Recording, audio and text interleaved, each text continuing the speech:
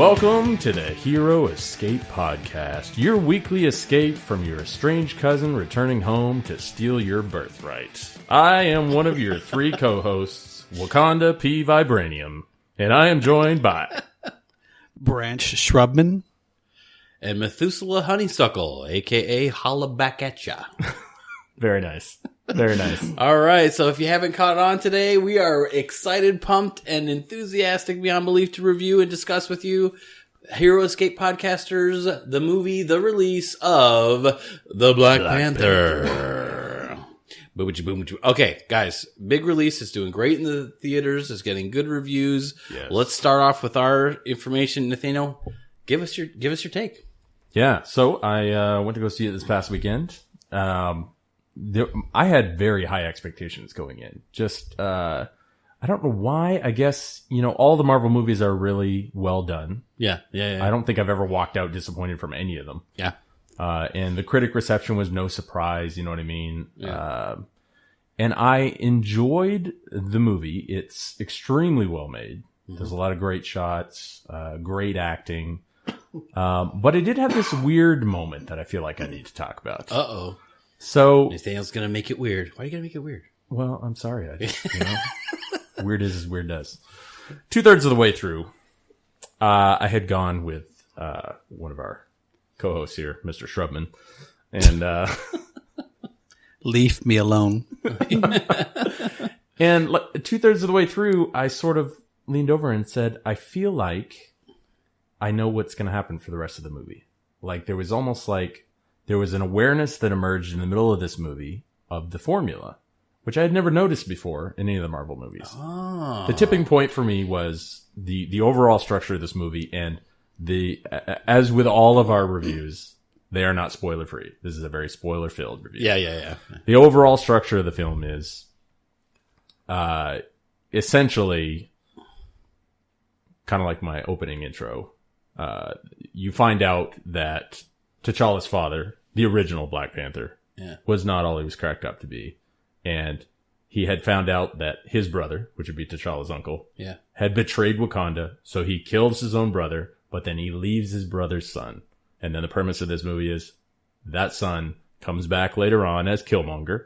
Chickens come home to roost. Yeah, exactly. And essentially wants the throne. He's going to fight Black Panther. And that was sort of the point. When he returns and he challenges Black Panther to the fight and he accepts, I was like, he's going to lose the fight. It's going to be this terrible thing. You're going to think, oh, he's losing his kingdom. And then he's going to come back from the brink. And it was just this sense of like, I don't know how on board I am with the final act of this, knowing with this sense of I know what's coming. So that was a weird thing for me. So instead of Vibranium letting you heal things, Vibranium gave you the gift of foresight. Apparently. Okay. Yeah. But I don't want to come across like it's an overall negative for this movie, because it is a pretty awesome film. And actually somebody, I believe it was my sister I was talking to right after I saw it, and I told her there are no surprises in this movie, but I still would recommend that you go see it. It's not like I'm going to say this is a bad movie or don't go see it. So what were some of the things you really, really liked then? What were the things that got your blood pumping? Like At the beginning, I was super jazzed by the Wakandan technology, particularly the scene right at the beginning where that convoy of vehicles is traveling. He's up in the ship and they have this like floating rock dust that's like forming the convoy. And he even picks it up. He picks it up. He scrapes the top off the truck, and he can see all the soldiers in the back, all the people in the back. So cool. And the target that he's there to get is highlighted. And I was like, that's amazing. That reminded me of Kryptonian technology in Man of Yeah, Steel. there you go. Did anyone else think of that? I didn't make that connection, but you're right. I totally did. Anyways. Yeah. So that I was super pumped with that. I just thought, you've seen so many sci-fi movies, you could almost get tired of seeing the repeated, this is what future technology is like. Mm-hmm. Yeah. And that to me was just a very unique, very awesome. I wanted that thing. Yeah. How much is it? I will pay any price. So I really enjoyed it. It's a nice different, the holographic interface like Iron Man is is almost getting a little old, right? Yeah, Even though we don't even have it yet, right? Yeah. We consider that old tech, even though it doesn't exist yet. That's but, so 90s. But and it's really cool to see something sort of more tactile and earthy, but high technology, right? Super cool. And so all of those elements that they repeatedly reference, whatever the propulsion system is on their ships, was super cool. There's several scenes where the ship is flying over, maybe a couple 100 feet off the ground, but there's reverberating speakers. Yeah, it's not just energy coming in. It's not like the repulsors or whatever on Iron Man's suit. It's different. Yeah, and I think that was obviously visually intentional. Definitely a very visually appealing movie. And they made cool technology look real, like the shake of the engines. It made it look real instead of like this, our technology is so good that it just hums along like a butterfly. It looked like actual power, and you know what I'm saying, that was engineered rather than fictioned.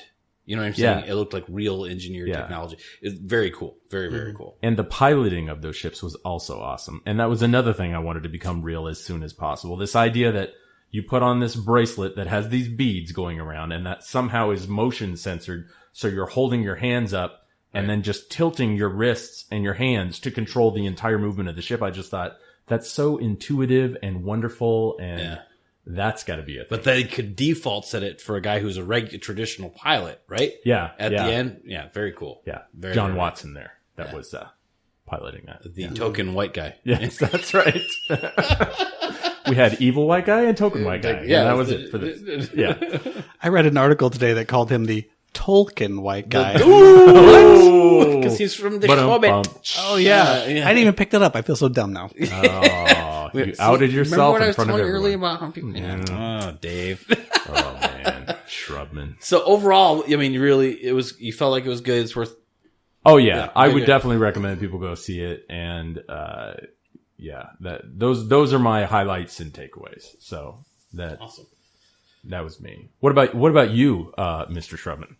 Well, thank you for asking. I also really liked it. But I will say I liked it a lot. It wasn't, I love action, as I feel like has been established, but if it hasn't, listener, I love action. And that's the thing that makes me want to run home and watch a movie again, right? Like I want to, or come back to the theater or like pine for it to be on DVD. Is like, I want to see these action scenes again. And it didn't have a ton of action, so it's not something I like when it comes out on DVD. I may or may not watch it again. What are you talking about? But like a charging rhino with like a dude riding it. Come on, man! There was some cool action in there. There was some good action in it. Okay, you just want David has an insatiable hunger for action. Yes, I do. I need like people sort of. Winter Soldier, I think, has the most action of any Marvel movie, and that is the level I need. Just constant action scenes, fight scenes. I love that stuff, right? So, I think you like man-to-man action scenes or grand scale explosions. If no, in fact, I tend not to like it if it's over. I feel like we're deviating from what I want, but I let's put Leif Dave down. Yeah. We're basically both. I just like I just like well done, well thought out action scenes. Okay. And I like them to be often. But going back to Black Panther. So I really like the movie. I wish there was more action. I felt like his character in Black Panther had better action scenes when he fights Captain America, when he fights Winter Soldier, that traffic scene when he's chasing Civil War. Sorry. I was talking about Winter. In Civil War, he had cooler fight scenes to me, and better fight scenes. And honestly, I will even say this. His character had serious decisions to make in this movie, and I liked some of the messages of the movie about the antagonist of the movie was we're going to solve problems with violence and power, and he had to decide, do I want to be a part of this problem? And if I do, we're going to solve it with peacefully through being a better example to people through service. Mm-hmm. Yeah, we're resolve issues through service, and the other guys we're gonna resolve it through force and violence. Which I like. I like that message a lot. But I felt like personally the character of T'Challa, Black Panther, was a more interesting story arc in Civil War again, because he went from this very grieving, who loves his family, loves his father. He goes to a dark place when his dad dies. He wants revenge, and you can see it. He's angry. I mean, he eyes. tells like, what do I think in one scene? Like, I'm going to kill him. You don't need to worry about it. I'm going to fight him and I'm going to kill him. Whether you want to or not, or you're okay with it or not, I'm going to kill him. Yeah. Well, that's kind of the thing. This movie was supposed to be an origin film, but in many ways, I feel like Civil War kind of stole it from him a little bit. True origin, which paid off because it's a good subplot in the movie. It makes that movie that much better. This subplot of Black Panther looking for Winter Soldier, and he sees the turmoil and trauma that Iron Man and Winter Soldier go through, and he learns from that. And you see his growth of like, I'm not gonna this, and he realizes I've been eaten up with this same vengeance and anger too, and I'm not gonna let it destroy me like it's destroying them. And he grows as a character, and I really like that. I like the person he is in that movie. And the how he grows as a person, and he does have to make, and he didn't quite get that in this movie. Though he does grow as he learns, like, I have to make decisions as a leader of this country. Yeah, the big change occurred, but sticking true to that, who he is now, was kind of the story of the movie. You know, because he feels ready to be king right from minute one of this movie. Exactly. There's moments where he's saying, "I don't feel ready," but you're already in this mentality of he's there. I love how he said, "You're ready. I've trained you to be king." He's like, "Dad, it's not it. I'm not ready to be without you." I thought that was touching. Like, I love my dad. Yeah, you know, cool. I love the fact that they show a very close, loving family. And I will say this too. Aside from that, I don't know if I've seen too many movies that I feel like were cast about. I thought everybody in the movie was so charismatic. Oh, yes. I loved the actor that played M'Baku. Yes. Of that challenged him. Yeah. That guy was awesome and hilarious. And, I liked his character. The girl that played the sister was very funny, and she was like an awesome sort of cue for him sort of thing. Very funny and little impish little sister. The girl generals, his and guard, his royal guard kind of, and even his mother is like, dude, this is how you portray and write strong women. Mm-hmm. Yeah. Listen up, Star Wars, Rian Johnson. Okay, this is how you do it. Mm-hmm. They were she didn't diminish anybody else in the movie. Yeah, but she on her own held her ground. Was amazing. You believe the women in those roles. I had no problem. Yeah. They didn't have to just tell me she's a strong woman. They showed in several scenes that this is not a woman to be trifled with, and her opinion is valuable. Yeah, and they were strong because of their character, their person, their opinion, their intelligence, and they were all good combatants too. Mm-hmm. And they didn't overdo it there, where this 95-pound girl's beating up Yeah. Well, that's the thing, is they weren't just showing strength through all these physical combat scenes. There's these powerful strength moments under their where soul being crushed and bent, and they're still showing strength. And that is real power. His beloved king gets killed. Do you have an emotional outburst in that moment, or do you do the difficult thing and you restrain yourself to get through that moment and then move on to another one? All these scenes that they showed them. So good. That girl, her character was so cool, because she said this turmoil of like, I am honor bound to support my country, do what's good for my country, which even means going with this king that's an awful person. Mm-hmm. And that inner turmoil, and then at some point later in the movie, she finally turns and says, "Nope, okay, I'm my king is still alive, and I'm going to go help him now." And then she even face to face with her. Were they husband and wife or something? They called each other my love. Yeah, they were their husband and wife. And the general and the blue guy. I can't remember his name. The kind of the main trained guy the rhinos, kind of the rhino guy. Yeah. And when she has to make, he's like, "You would kill me over this." He's for like, Wakanda. For Wakanda. Yeah, I thought that's awesome. That's that's strength of character. It was good. Good. So anyway, I would say it's not something I race out to want to watch again, but I really do like. I love the message it had, and I love people, and I even just loved. So maybe this is I don't love accents, but I loved listening to the people talk. Oh my gosh. I hope when I get to heaven, people talk like that, because I can listen to it forever. In my heaven, people are going to talk like that. Okay. Let me just, I want everybody to talk like the Black Panther. Or you're going to get there, and for some reason, Corliss is going to be talking like that. I never freeze. Anyway, so that's I highly recommend it as sort of my ending too. I guess I would say it's really really good. I think my turn. You good? Yeah. Okay. Well, the floor is yours. Okay. So action is your thing. Which action sequence in that movie were you like, this is good stuff? What got your blood pumping the best? What was the best action scene for you? Probably I thought there was some clever stuff with the. I think it was the first major one where. They're chasing Claw. Oh, I did sort of like Claw as a bad guy too. Yeah. When they're chasing him in the vibranium car, and that was pretty cool. But there was some cool and funny stuff in there too, like when she slides when he blows up the car and everything. And all that's left is the seat. But then how his little sister's able to take control of the car, and he's on top, and he does that. What was that thing he did when he did something to the car, and then he does this sweet double flip and lands back on it, And I thought that was probably the most fun. That was a unique twist on a car chase. Yeah. You didn't even realize you're watching like a car chase scene because of the individual actions of the people. But that's a pretty cool car chase. Yeah, I just love their very unique idea of the technology used. Like the suit, how you got the 3 options of the suit. Yeah. And how it could store the kinetic energy and return it. How clever is that? That's so awesome. Which makes sense with I thought makes sense with the technology of vibranium because it's described in absorb energy. Yeah, and the first Captain America, it's vibration absorbent. So if it can absorb the energy and then release it, that's something that makes sense with vibranium. The fact that stays you can, true to the original mortal material wounds with vibranium, I don't understand, but it's fiction, so we just roll with it, right? Right. Yeah. Well, I think even Marvel sort of covers themselves, even in the comics, of saying it has many properties of which haven't been discovered yet. Yeah. So they sort of cover themselves. It's their pixie. It's the Marvel pixie dust. Oh, I sprinkled some vibranium on it. Oh, well then.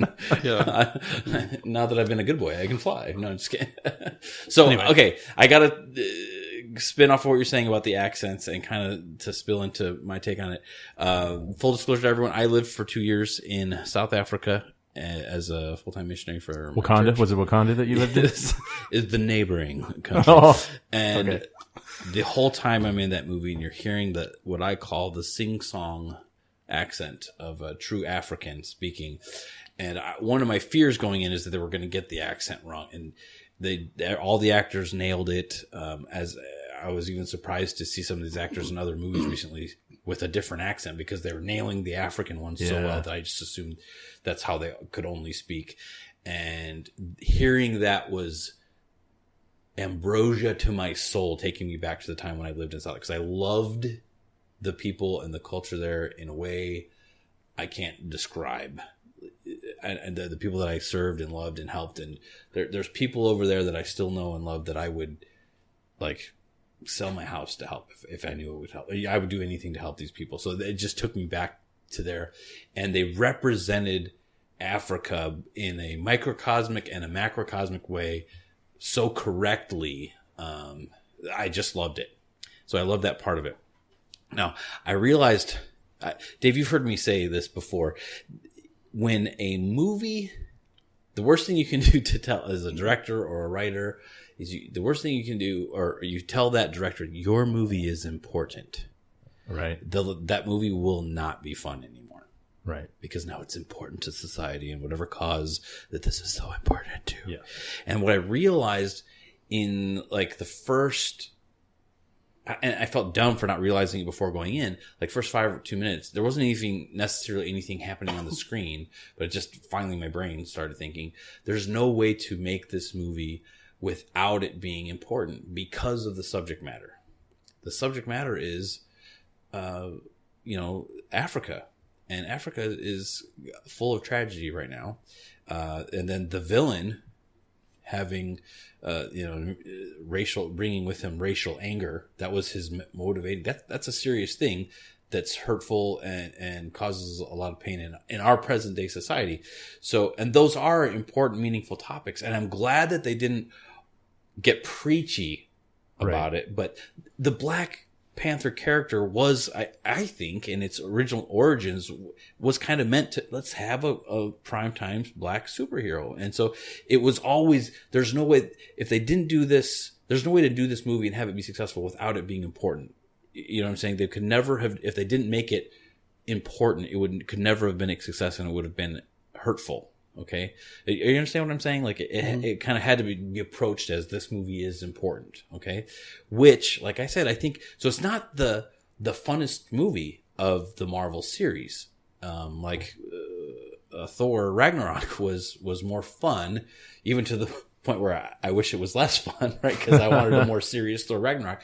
So it wasn't the funnest movie, but I had this unique experience watching it where it took me to Africa again. I absolutely loved it. And the message, like you were saying, Dave, it was good.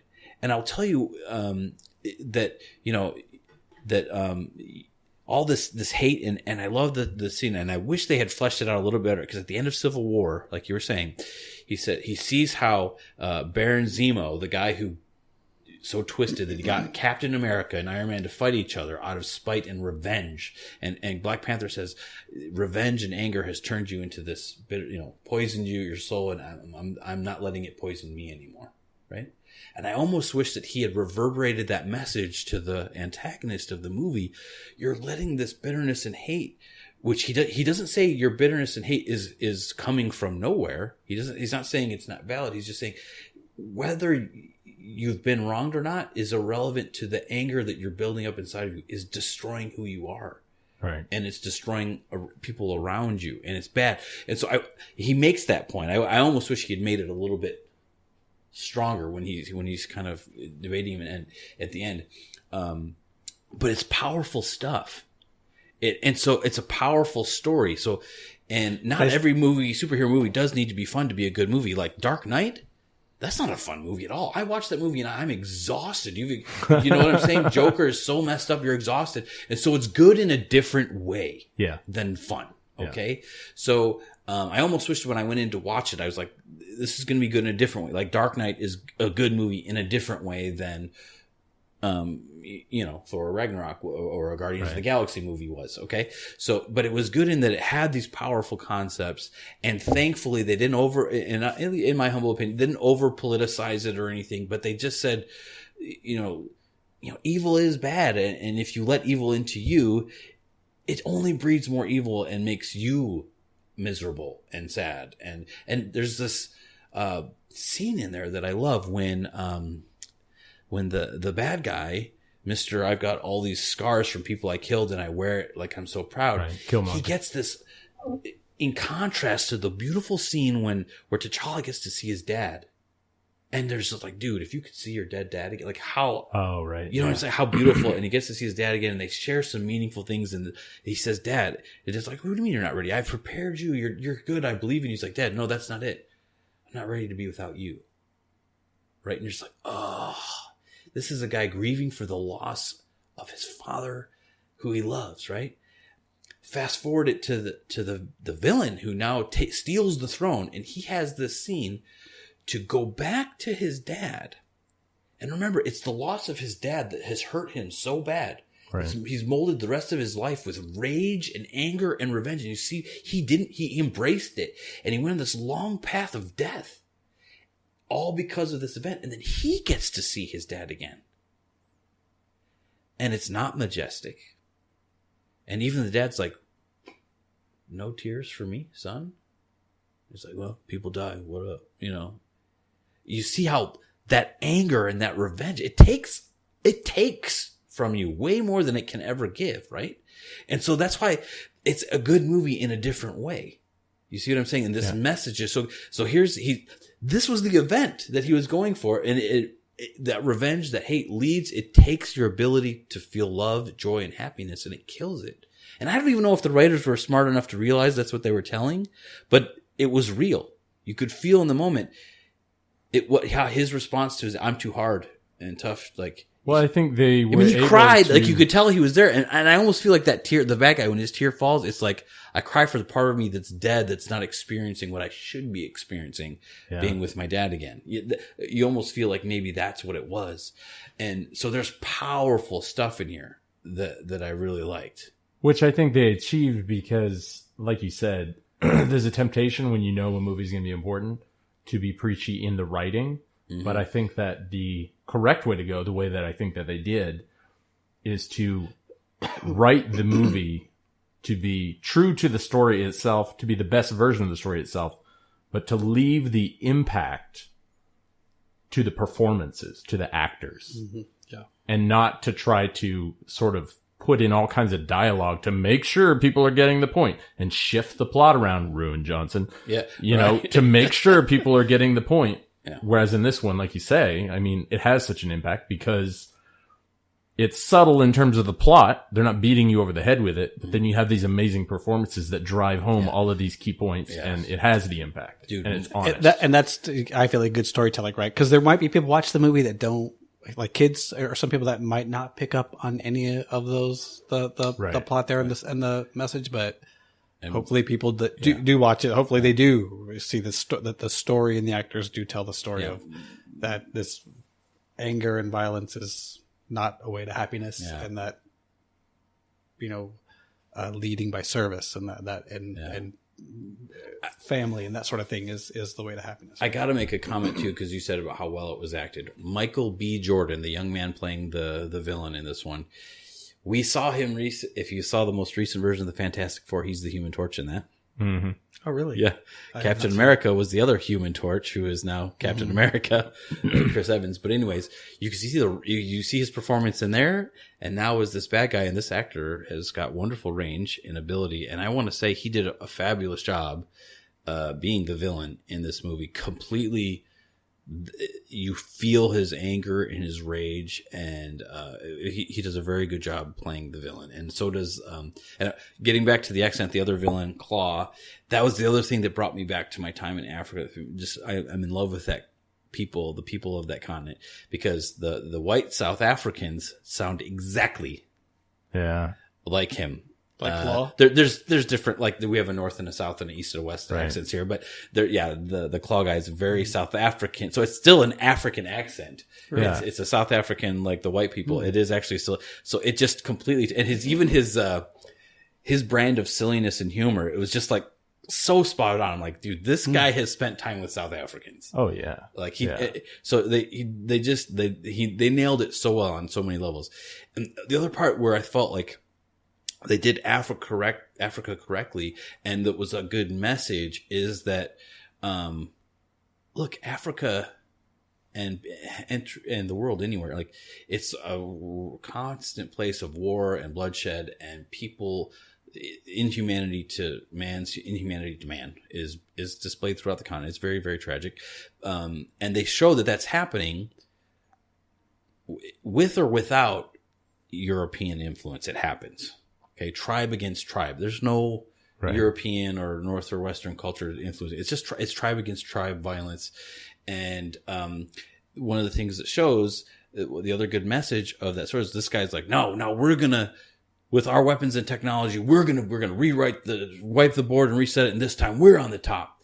And Black Panther, the good guy, he says, like, by doing that, all you're doing is you're saying all the bad things those people did, you're doing them, but worse, you know, or even more. Right. You know what I'm saying? Yeah. You've become them, essentially, which he tells him directly. Yeah, you're going to become them. You're saying they're so bad, and you're going to become worse. So which is a wonderful point to make, like this revenge, and to try and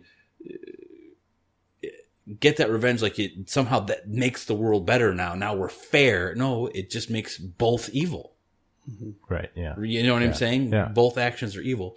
And it also shows that what makes a hero is shown subtly in this movie too, because it's not that you have power and technology that makes the hero. And that's why throughout real life and in fiction, it's when you have the greater power and you don't abuse it to conquer, abuse, or take whatever it is you want. Right. But when you have the power and you choose it to do good, that's when you get called a hero.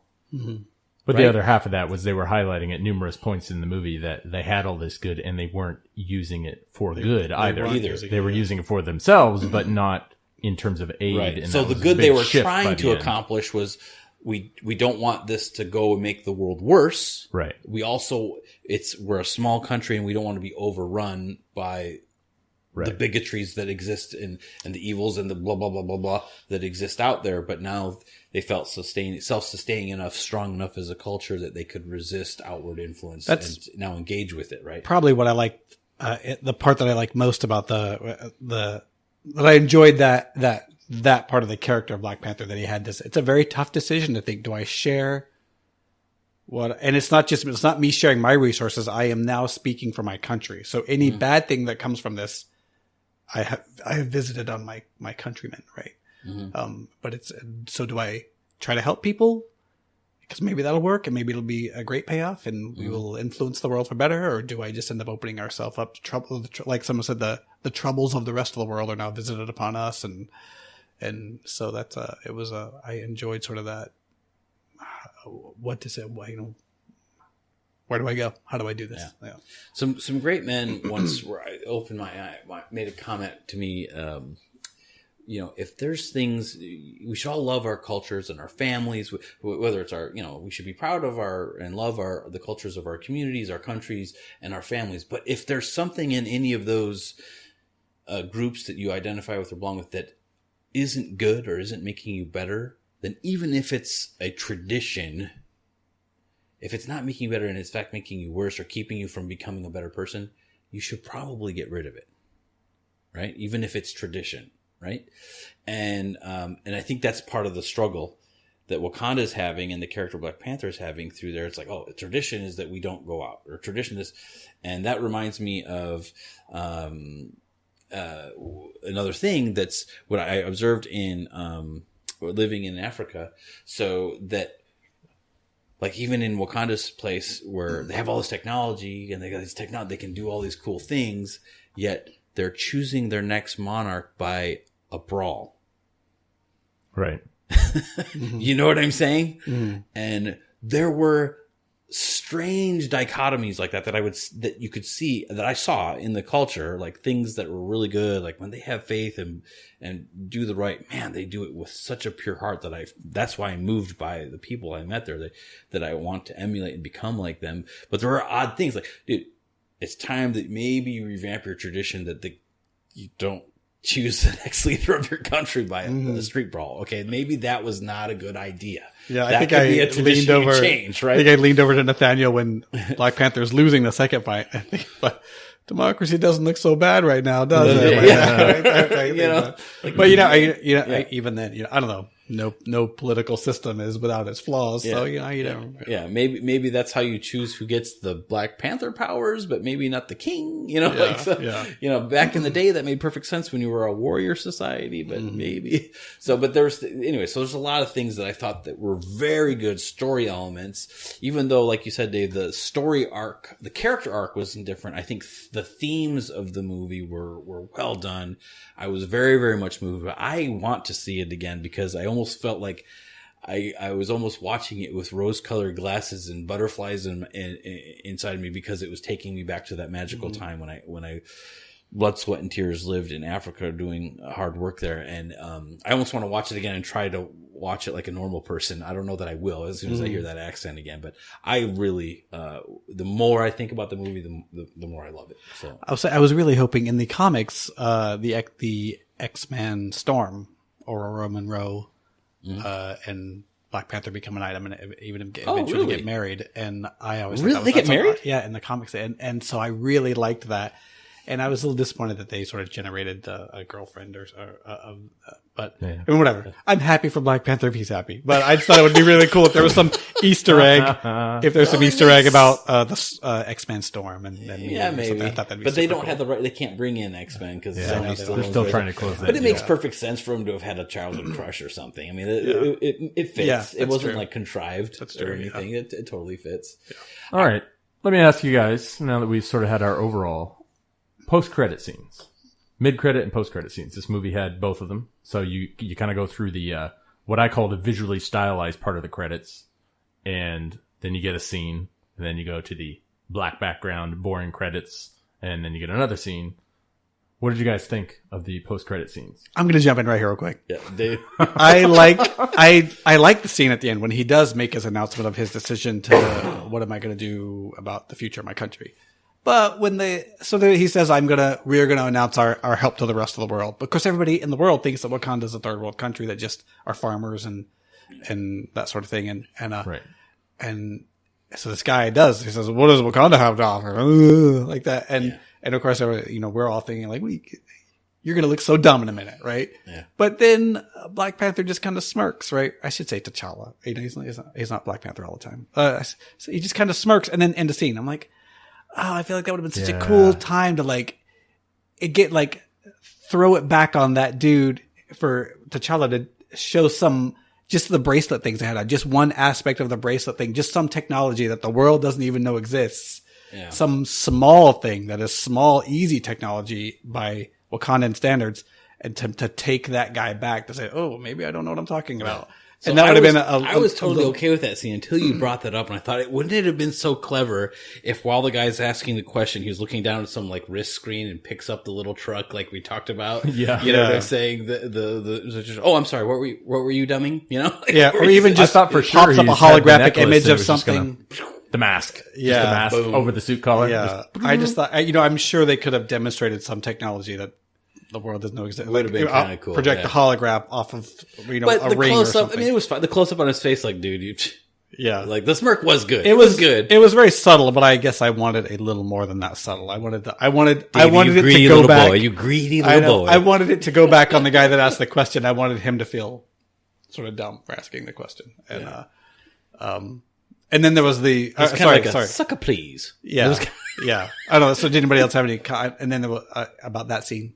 I mean, that was kind of this movie's important scene a little bit. Like, again, summarizing, like, it's more important that we come together and we help each other than we always seek to eye for an eye each other and revenge each other. That was kind of, that's what that scene was really about. Like the other post-credit scenes kind of either are fun or important plot twists, but that was just like, let's hit the message home again. That the final note of the film really is what it was. Yeah. So it was a different kind of a. So that's the mid-credit scene. After all of the remaining credits run, we're then shown a hut. You have, it's his sister, right? Yeah, I think it was his T'Challa's sister. Visiting sort of, somebody who doesn't have an arm. Who was it, Dave? Yes. Somebody, do you know who that was that they were talking about? Who was it? Missing an arm. Is it Bucky Barnes? Hey, there we go. Davidicus Maximus' favorite character. I like the scene, just because I like the fact that they had to have shown you just to tell you, hey, Bucky, Winter Soldier is definitely going to be part of the Infinity War. Somebody else said that they knew that already and that he'd been in promotional materials already in those trailers, but I hadn't seen him, so I didn't know that. I had hoped, but so I have to say, because they released the Infinity War trailer, and you see somebody get this man a shield, right? T'Challa, Captain America. I kept thinking, where's Captain America's cameo? That's who I thought was going to come when they showed the kids right? like looking at somebody laughing. I thought, this is Captain America. Or Bucky. Like Bucky's there. I mean, I'm like, I guess. But he was in hibernation. They're trying to deprogram him, or whatever. And so I kept thinking. And then after it's all done and he wasn't there, I started thinking, why didn't they show that? And I realized he left Bucky and at the end of that movie, and Captain America went to go free everybody else that was still captured, thanks to Tony Stark. Remember, he freed Ant-Man and Hawkeye and anybody else that they had captured at the end of Civil War, right? So I'm like, oh, that's right, he wasn't there. So I was like, okay, I guess it makes sense that they didn't show Captain America, but then when they show Bucky, I was totally happy, because I all things Captain America and Bucky. And I like that it shows that he's progressing. Instead of calling him Sergeant Barnes or Winter Soldier, he's like, just call me Bucky. Like he's gaining it almost feels like he can gain his soul back with that phrase, right? Yeah. So, totally excited. It made me, I don't know that the post-credit scene necessarily did this for me. I liked them, but I am so much more excited for Infinity Wars now. But before we get into that, what was your take, Nathaniel? I have a terrible memory. I'm just going to put that out there. Like, it's really bad. So I did not even remember that he had gone into cryo at the end of the previous film, right? So seeing him come out of the hut didn't feel like a major reveal to me. You know what I mean? Like, there's a moment at the end of Ragnarok where Thanos' ship comes down That was a major moment for me. Oh, where crap. I was like, yeah. So that, having seen that at the end of Ragnarok, coupled with this weird interview article that I saw, and I feel like other people saw, where Paul Feig, or I still don't know how to pronounce his name. The producer for Marvel. Had made some comment about how Black Panther ties in to Infinity War in an important way. Just made me think like, well, I don't necessarily see how that's important unless, of course, they're saying, well, okay, Winter Soldier is definitely going to be in it. It's like an affirmation of that. So, but I take all that with a block of salt because I'm not a massive Marvel guy. You know what I mean? I'm not noticing every fine detail. I am. So. Do you guys recall if he was in any trailers or anything? Because I don't remember seeing Winter Soldier in anyhow linked to Infinity War. Was he? One of the scenes where you see Captain America and T'Challa running into battle, Winter Soldier's over behind one of. Oh, okay. I guess I didn't remember. So he's in a lot of that scene. But see, I had no idea. So to me, it was a big shock. Like, oh, that's awesome. He's back. Because I only remembered him going into that hibernation and thought, oh, that's so awesome. He's going to be back. Yeah. So I remember I told you, like, I remembered early in watching, like, there's no way to make this movie and not have it be important, right? So it's going to be more a serious movie than it's going to be a fun movie. Right. So now that they've kind of they've done it well, in my opinion, and they're going to now in Infinity Wars in the trailers it has T'Challa in it, and get this Man of Shield and all that. Yeah. Like, I feel like all this cool vibranium tech and Wakanda is gonna really be a cool wild card for the Avengers and the world to play to fight against Thanos coming. Like, with Thor kind of out of the picture or lost, and some of the big powers and the Avengers split up, I'm like, it's not going to be a movie. They're just going to get slaughtered. But now Wakanda with their stuff, and it can be a rallying cry to bring people back together. And I see how this one can be fun. You know what I'm saying? We did the important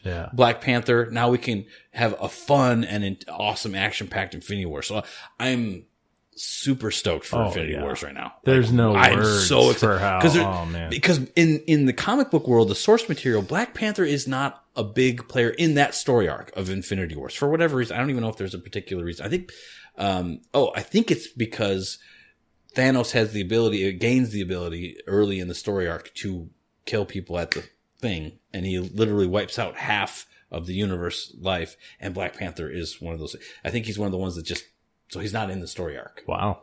Okay. So this time it appears like he's going to be and be a big player. So I'm excited because all the characters are awesome, and it looks like the story is going to be a different twist on the Infinity Wars than the source material, and it looks awesome. Yeah, in this one, when he snaps his fingers, he's only going to kill the half of the cast that have the highest paid salaries in the Marvel Universe. Just instantaneously cut their budget in half for future films. That's what's going to happen. Watch out, Tony Stark. Right? Yeah, really. Watch out, Robert Downey Jr. Yeah. So there you have it. That's our take on the wonderful film, Black Panther. Once again, we recommend you go and see it. But that also means that we're moving in. We need to give our official ratings. Oh, sorry. Yes. So, okay, out of 10, before we move on, Nathaniel, out of 10? 8. 8. Very good 8. That's great. That's better than all the rating sites that we say are garbage. I think I go 8 also. Yeah. If you're wanting it to be a fun Ragnarok, you're going to be a little bit disappointed. I think the best you could give it is a 7. But like I said, the more I talk into it, and I had that unique experience where I could not give it less than an 8 just because I love Africa and all that so much, even though, like I said, it wasn't necessarily as fun and to me, the action, like you said, it was actually, to me, like they do too much of the swirly. This is action because we're moving the camera fast. So it could have been a little bit better. So it's bare minimum 8 for me too. So I think though, for me, if you'd added in a couple like Winter Soldier style action scenes, awesome. So it bumps it up to a 9. Okay. All right. Okay. So good. All right. So with that, then it's time for who would win. Woo! Yeah, baby. Best part of the week. We're going to bring in some titans of the superhero and sci-fi world and have them duke it out for our entertainment and pleasure. So, David, out of our super list, who are our randomly selected contestants? The randomly selected contestants are someone you should know, The Flash, Barry Allen. Wait, very famous What's that? I said, wait, who? The Flash. You got arrested for what, David? What was that? That's a story for a different time. Okay. So Barry Allen, the Flash, she is in several in a recent movie and TV shows. So the Justice League version of him, and then there's the TV show, and then there's the old Flash show. So Flash is somebody we all know. So if you don't know him, he runs super fast, and that's kind of the basic superpower he has. But along with that are some like accelerated healing, and because he can run so fast, he can also, if you think about being punched by something at the speed of light, he can do that, which probably hurts real bad. I don't know. But, I mean, just a wild guess. and he's got several other, you know. he's more powerful than people think he is. He also, if people don't often attribute this to him, he can think at like faster than most people too. You So can like, consume data really quick. And who's he going up against? he is going up against Nova, which a lot of people may not know who he is. Okay, If you saw the Yeah, first yeah, yeah. Guardians Tell of us the about Galaxy, Nova. if you saw the first Guardians of the Galaxy movie, and near the end, there's the big fight scene versus was it Ronan the Accuser, and all those soldiers and their spaceships that are helping to fight. Those part of the Nova Corps. Well, at some point, all those guys die. They get enhanced by a thing called the Nova Force. All of them die except for one, and all of the Nova Force resides in him, which makes him extremely powerful. Like, fast, superhuman strength, energy propulsion, basically like a human version of Silver Surfer almost. Oh, wow. Okay. So very powerful. And he's got, it's kind of ensconced in a helmet that he wears, right? Like that. The helmet also enhances him or possesses him a lot of the powers. It enhances him some. I don't think it's the story arc can change on that a little bit, where the power it gets. Or there's been a few Novas, so it changes a little bit. And he hasn't been represented in movies, but there's a lot of TV shows. He's in the cartoon versions of like Ultimate Spider-Man that are out there, and some of the Avenger story arcs have him. So he's out there. He flies. He has a powerful like an energy beam laser energy beam that comes out of his fist, and he can go like crazy fast. Also, like yeah. I mean, he can superhuman speed, strength, reflexes, durability, energy absorption, energy beams, energy blasts, reflexes, accelerated healing, agility. Supposedly he can. They give him a strength level of 200 tons, but I don't know where they get that number from, because I don't think that's exactly right. Maybe if he fully uses the Nova Force, but I was always fascinated a little bit by him because they made a Disney Infinity figure of him. When Disney was making that game, they're limiting. I mean, you got to manufacture how many thousands of units of each figure. Of course, they're limiting it to the core characters, like the main Avengers and all this. Oh, and also this Nova guy. Yeah, I was always like, he's a cool character in comics. He's a very cool character, and they had a very successful cartoon show with him in it that the other guys were into. That's right. There was like Power Man and the White Tiger. And Iron Fist and Spider-Man. So they took three of the. They put Iron Fist in there. Iron Fist, another one that they made that I found interesting. So, anyways, Nova, he's a pretty cool character. Noah Honeysuckle loves him. My son, also AKA known Holla Back at You Too. It's one of his favorite characters. Nova. He loves Nova. I even got him a special comic that was a Nova comic so that he could read it. But very, very cool. Okay, so we're belaboring the point here. My gut goes to Nova because he is. His powers are more well-rounded. He can do more in general than the Flash. But I would say, the Flash's brain activity, being able to move so much faster. The one right punch, he can do a thing called the Infinite Mass Punch, where he can punch people across the continent. So I think he gets in that one punch, the fight's probably over. I value Flash's power and fighting prowess, like, way more than I think the standard nerd does. For those who can't see, he's wearing a Flash t-shirt right now while he says this. Woohoo! And I look amazing in it. So, and I just thinking, when you're that fast, it's almost like Spider-Man's spider sense. It's like he's so fast. Like I just don't know how you beat that speed ever. Like I think, like I always rival him right up there. Like I don't even know how Superman could beat him, or like he's just that awesome. I love I really like the Flash. But you're right. Nova's powers are more diverse, but when you're that good at one superpower that is that awesome, I feel like when you can move and think that fast, any sort of projectile energy beam doesn't matter because he can see it coming several minutes before it hits him. So like an average, sum total of all the different iterations of Nova that are out there, you take the average Nova and you pit him against the recent Justice League Flash, Nova. right? Because he's kind of the I've never infancy really of been being in a the fight. Flash, I've just yeah. run up to someone and I pushed, right? Like that, That's exactly the point that I wanted to make, is that I feel like Barry Allen's Flash has this progression. Every story arc he goes through, every event that he passes through, he's learning new ways to use the Speed Force, new things about himself and how he can do this. So he's getting a greater advantage the further down the line you go. So it's sort of a question of where do we catch him in his young story? Flash, Full mature done. Barry Allen is, to me, the ultimate Flash, and not to be trifled with. True Titan, right? Like, so, and that's how you can tell the story arc for Flash is about to reset. Once they get to the point where he can travel in time, they'll do a couple of time travel story arcs, and then they're like, okay, as always, when we keep going back in time, it gets wonky, and it's time to reset the story, and let's reset. That's how that's my perception, at least, of how the story arcs should go. But it does make it fun. Makes it fun. So I can see, if you get them both at like the height of their powers, like planets might get knocked out of orbit when these guys fight, right? Mm-hmm. Yeah. If you get them both, I can see. Because even though Nova flies, Flash, when he gets going really fast, just like you see Dash from The Incredibles run on water, he's doing the same thing, but on air. Mm-hmm. Yeah. Because he's going so fast. So it's like he's flying, even though he's not flying. So I'm going to quantify my answer by saying any point from the 2 to 3 year mark into his career for Flash and beyond, he takes it. You think hands down, or just more like a 75% chance, 80% chance? I think somewhere in that 2 to 3 year mark, he's had enough experiences that he has the toolkit to defeat Nova. But I think Nova has the strength, and he is capable. Nova has the resources to win the fight. Yeah. Like any man in a duel, anyone with a gun has a shooter's chance to win. Like, he's not so outclassed that he has nothing that couldn't hurt the Flash, right? Like he can hurt the Flash, right? But he'd have to get a lucky shot in and let that spiral into a victory. Almost. I honestly don't know how I call this, because the Nova is fought. Silver Surfer is considered one of the most powerful people in the Marvel universe, and Nova can hold his own against him, which is it's serious. He has saved the galaxy on his own several times. So that is not someone that you can just say.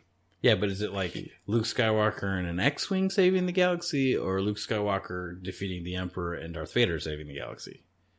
It is like Luke Skywalker fighting hand to hand, in combat with Darth Vader and the Emperor together. And it's more Return of the like that. Okay, wow. Okay. Like that, I would say, yeah. Well, I don't know Nova well enough. So your call is Nova then? Or is that what you're... I don't think I can say Nova, because Flash also, like you said, 2 All to right, 3 gun to your head, years Dave. You got to pick one. Gun to your head. Even if you have to put a number in front of it, odds are... I think I got to go probably 50-50 on this one. Really? So... Okay. All right. I don't know if Thanks I can call for your non-answer, Mr. Shrubman. Well, guess what his odds were before you started talking, David? Okay. Hold on. If you set some parameters, maybe I could call the fight. Are the parameters to the fight? Would you agree with me? The Justice League, the recent movie of Flash, like Nova beats new young Flash. Okay, Barry Allen. Yeah. Also, middle of the arc, Flash would crush like Baby Nova and the cartoons that I've seen. Like, he's pretty low, anyways. But I'm gonna go Flash. I think he's got a higher ceiling. So that I'm gonna say Flash. I can't give him a higher than 80% chance, but I'm gonna go Flash. So there we go. We have a winner. It's not by unanimous, but I don't know what to call Dave's garbage answer there. But okay, I'll give him a chance. I would say Flash has probably full mature Barry Allen, who is ready for the fight, fully and taking it seriously, because he's kind of one of those guys that everything's a joke and doesn't fight. He almost has to get his nose bloody. He almost has to get punched. Has to get bloody. He has to realize this is a serious fight to take it seriously. So that Flash, I give him like a 60 to 70% chance of winning the fight. Okay. Yeah. Okay. So all right. So there you go. There you have it. We've got a victory for the Flash. Those of you, I hope we've whetted your palate to maybe learn and enjoy the character of Nova. He is a pretty cool character, and of course, Flash has always been cool and will continue to be cool, whether you like it or not.